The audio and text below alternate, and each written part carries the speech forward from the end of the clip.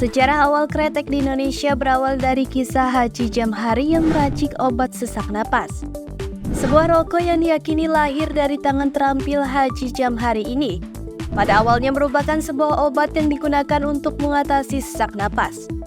Mengutip buku mengulas yang terbatas menafsir yang silam 2017, awal mula kemunculan kretek sendiri bermula ketika Haji Jamhari terkena penyakit sesak napas dan tak kunjung sembuh.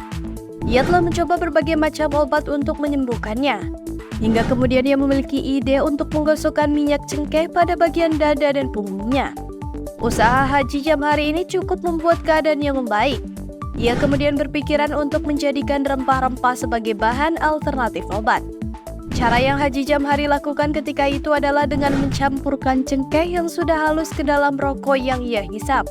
Alhasil secara perlahan sakit yang ia derita semakin sembuh.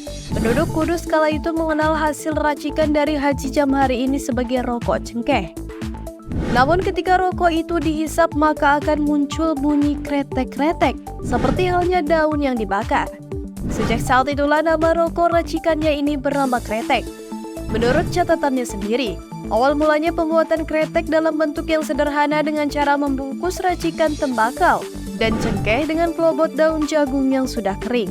Kretek jenis ini merupakan kretek asli yang pertama kali dirintis oleh Niti Semito pada awal tahun 1909 di daerah Kudus.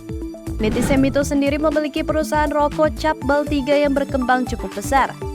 Perusahaan ini pertama kali hadir sekitar tahun 1908 di Kudus. Pada tahun 1914, Niti Semito membuka lahan seluas 14 hektar dan mempekerjakan sekitar 15.000 orang. Perusahaan Niti Semito yang berkembang pesat ini membuatnya terkenal sebagai Raja Rokok dan membuat perusahaan rokok lainnya berkembang di Kudus. Marwati Jone dan kawan-kawan dalam Sejarah Nasional Indonesia Jilid 5, Zaman Kebangkitan Nasional dan Masa Hindia 2019. Perkembangan industri kretek pribumi yang mengalami kemajuan membuat para pengusaha Cina tidak mau ketinggalan dan ikut bagian dalam meraup keuntungan. Akibatnya muncul persaingan yang melahirkan konflik. Salah satu konflik tersebut meletus pada tahun 1918 ketika terjadi kerusuhan bernuansa etnis. Banyak pabrik rokok yang berakhir hancur dan rusak karena massa yang marah membakarnya. Pasca kejadian tersebut, banyak pengusaha pribumi mendapat hukuman karena menjadi dalang kerusuhan. Hukuman ini tentu saja memukul perekonomian waktu itu dan berakhir dengan kemunduran industri kretek pribumi. Di tengah kemunduran industri kretek pribumi, kedudukan industri kretek Cina pun semakin mendominasi. Pada masa-masa sebelum tahun 1928, industri kretek masih menggunakan kelobot jagung sebagai pembungkus, sedangkan pasca tahun tersebut kretek mulai menggunakan kertas. Perkembangan industri kretek sebenarnya tak hanya dialami oleh pengusaha pribumi dan Cina, melainkan juga oleh para pengusaha Amerika dan Eropa. Sekitar awal abad ke-20, para pengusaha Amerika dan Eropa di Hindia Belanda sudah mampu menjual produknya ke luar negeri termasuk Belanda.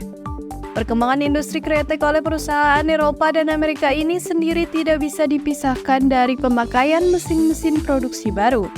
Oleh karena itu mulai muncul istilah seperti SKT atau sigaret kretek tangan yang produksinya menggunakan tangan.